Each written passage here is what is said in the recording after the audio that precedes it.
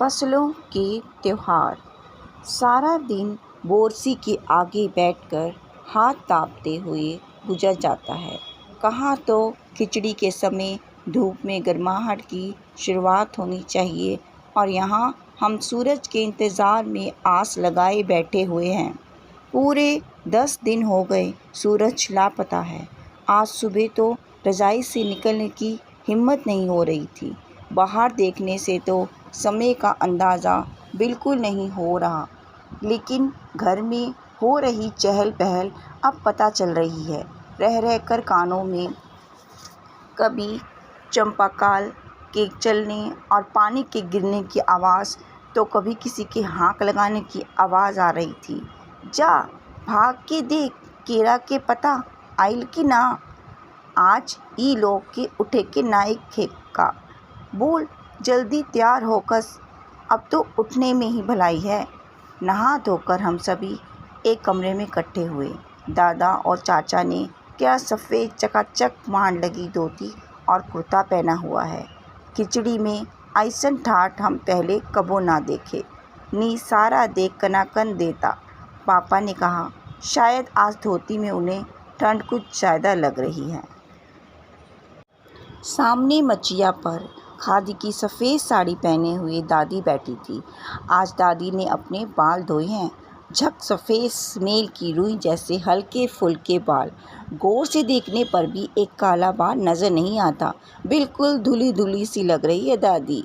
उनके सामने केले के कुछ पत्ते कतार में रखे हैं, जिस पर तिल, मीठा गुड़, चावल आदि के छोटे छोटे ढेर पड़े हुए हैं।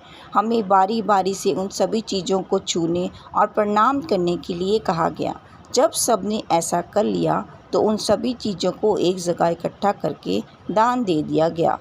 आज तो अपी दीदिया पूरी फंसी।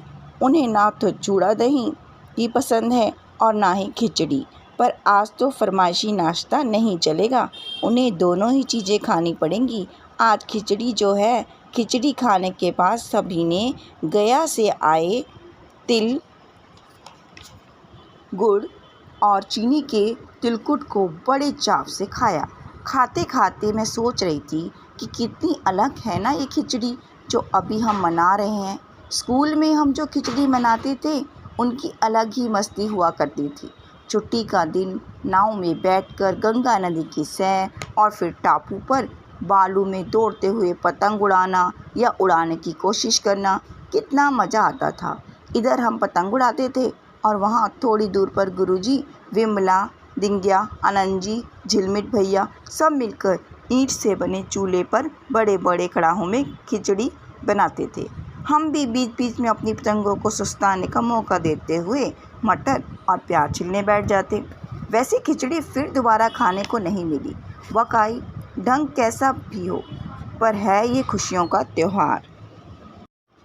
जनवरी माह के मध्य में भारत के लगभग सभी प्रांतों में फसलों से जुड़ा कोई न कोई त्यौहार मनाया जाता है। कोई फसलों के त्यौहार हो जाने पर खुशी बांटता है, तो कुछ लोग इस उम्मीद में खुश होते हैं कि अब पाला कम होगा। सूरज की गर्मी बढ़ने से खेतों में खड़ी फसलें तेज़ी से बढ़ेंगी। सभी प्रांतों इलाकों में अपना रंग और अपना ढंग नज़र आता है। इस दिन सब लोग अच्छी पैदावार की उम्मीद और फसलों के घर में आने की खुशी का इजहार करते हैं। उत्तर प्रदेश, बिहार, मध्य प्रदेश में मकर संक्रांति या तिल संक्रांत, असम में बिहू, केरल में ओणम, तमिलनाडु में पोंगल, पंजाब में लोहड़ी, झारखंड में सरहुल, गुजरात में पतंग का पर्व सभी खेती और फसलों से जुड़े त्यौहार हैं। इन्हें जनवरी से मध्य अप्रैल तक अलग अलग समय मनाया जाता है। झारखंड में सरहुल बड़े जोशो खरोशों के साथ मनाया जाता है। 4 दिनों तक इसका जश्न चलता रहता है। अलग अलग जनजातियां इसे अलग अलग समय में मनाती हैं। संथाल लोग फरवरी मार्च में, तो ओराम लोग इसे मार्च अप्रैल में मनाते हैं। आदिवासी आमतौर पर प्रकृति की पूजा करते हैं। सरहुल के दिन विशेष रूप से साल के पेड़ की पूजा की जाती है। यही समय है जब साल के पेड़ों में फूल आने लगते हैं और मौसम बहुत ही खुशनुमा हो जाता है। स्त्री पुरुष दोनों ही ढोल मंजीरे लेकर रात भर नाचते गाते हैं। चारों ओर फैली हुई छोटी छोटी घाटियाँ, लंबे साल के वृक्षों का जंगल और वहीं आसपास बसे छोटे छोटे गांव लिपे पुते करीने से बुहारे और सजाए गए। अपने घरों के सामने लोग एक पंक्ति में कमर में बाहें डालकर नृत्य करते हैं। अगले दिन वे नृत्य करते हुए घर घर जाते हैं और फूलों के पौधे लगाते हैं। घर घर से चंदा मांगने की भी प्रथा है, पर चंदे से मालूम है क्या मांगते हैं? मुर्गा, चावल और मिश्री। फिर चलता है खाने पीने और खेलों का दौर। तीसरे दिन जाकर पूजा होती है, जिसके बाद लोग अपने कानों में सरई का फूल पहनते हैं। इस दिन से बसंत ऋतु की शुरुआत मानी जाती है। धान की भी पूजा है। पूजा किया हुआ आशीर्वाद धान अगली फसल में बोया जाता है। तमिलनाडु में मकर संक्रांति या फसलों से जुड़ा त्यौहार पोंगल के रूप में मनाया जाता है। इस दिन खरीफ की फसलें चावल, अरहर आदि कटकर घरों में पहुंचती हैं। लोग नए धान लाया जाता है, जिससे नए चावल, दूध और गुड़ डालकर उसे पकाने के लिए धूप में रख देते हैं। हल्दी शुभ मानी जाती है, इसलिए साबुत हल्दी को मटके के मुंह के चारों ओर बांध देते हैं। यह मटका दिन में 10:30-12 बजे तक धूप में रखा जाता है। जैसे ही दूध में उफान आता है और दूध चावल मटके से बाहर गिरने लगता है, तो पोंगला पोंगल पोंगला पोंगल, खिचड़ी में उफान आ गया के स्वर सुनाई देते हैं। दूसरी ओर गुजरात में पतंगों के बिना तो मकर संक्रांति का जश्न अधूरा ही माना जाएगा। इस दिन आसमान की ओर यदि नज़र उठाएं तो शायद हर आकार और हर रंग रूप की पतंगे आकाश में लहराती हुई मिले।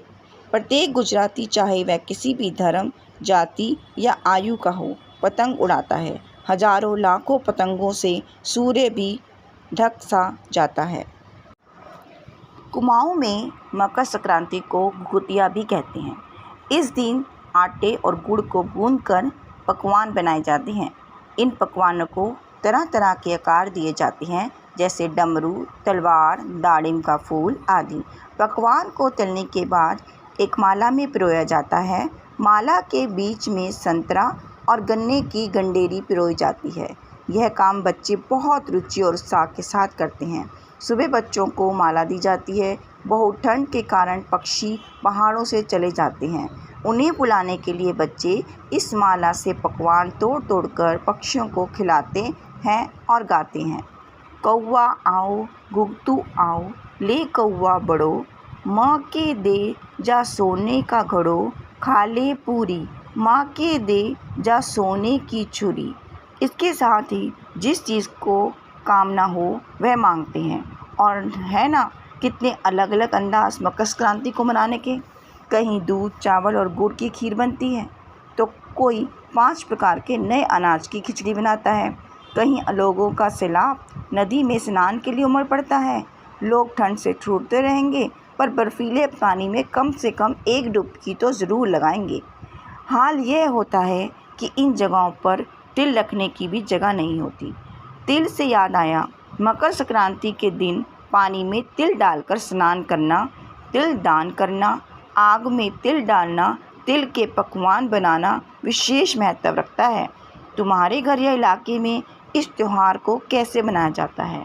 इसे खिचड़ी, पोंगल, मकर संक्रांति या कुछ और कहा जाता है, या तुम फसलों से जुड़े कोई और त्यौहार मनाती हो? यदि तुम आपस में बात करो तो तुम्हें यह जानकर हैरानी होगी कि कई बार एक ही इलाके में रहने वाले लोग भी इस त्यौहार को अलग अलग ढंग से मनाते हैं। तो बच्चों, आज फसलों के त्यौहार के बारे में जानकर आपको कैसा लगा, ज़रूर बताना। और तुम्हें कौन सा त्यौहार सबसे अच्छा लगता है और क्यों? इस दिन तुम्हारी दिनचर्या क्या रहती है, ये भी हमसे ज़रूर शेयर करना। फसल के त्यौहार पर तिल का बहुत महत्व होता है। तिल का किन किन रूपों में इस्तेमाल किया जाता है, ये भी बताना। ओके बच्चों, धन्यवाद। अगली कहानी में आपसे फिर भेंट होगी।